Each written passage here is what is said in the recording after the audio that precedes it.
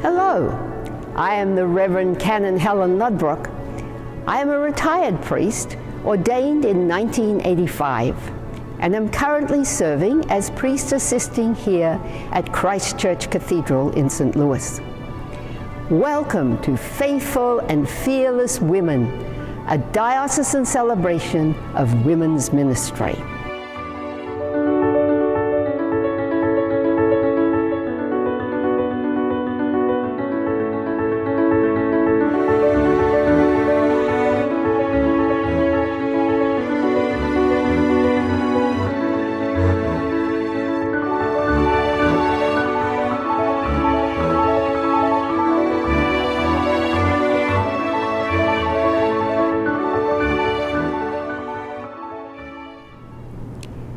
As our story moves into the 20th century, the Episcopal Church begins recognizing the critical role women play in our church governance. The Diocese of Missouri helped lead the way, but change didn't come easy. In 1946, Elizabeth Dyer became the first woman to represent the Diocese of Missouri as a lay delegate at General Convention. She presented her credentials to the Secretary of the House of Deputies, but when the House was called to order, a discussion erupted over the meaning and interpretation of the word layman. Eventually, the convention decided that the term meant both men and women, and Elizabeth Dyer was seated with voice and vote and served as the chief of Missouri's lay deputies.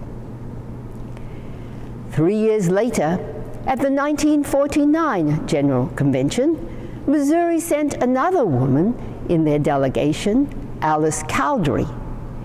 This time, Convention passed resolutions that declared Alice and two women from other dioceses were not eligible to serve.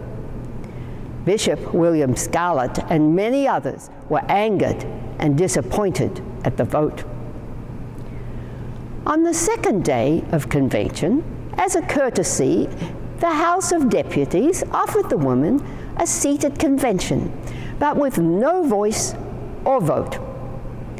In defiance, Alice Cowdery and the other women chose to send this communication to the deputies.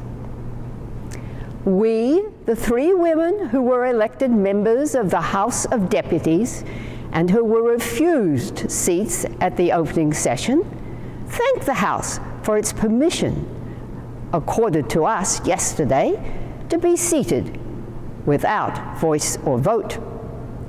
But regretfully, we wish to inform the House that we believe such action is irrelevant to the main issue. We were elected by our diocese not as women, but as lay deputies. We feel the real issue has not been met by this convention. The question is not one of courtesy to women, but that of the right of women to represent in its councils the church they are proud to serve. We therefore decline this courtesy offered to us. It would be several more years before the women were allowed seat, voice, and vote at General Convention.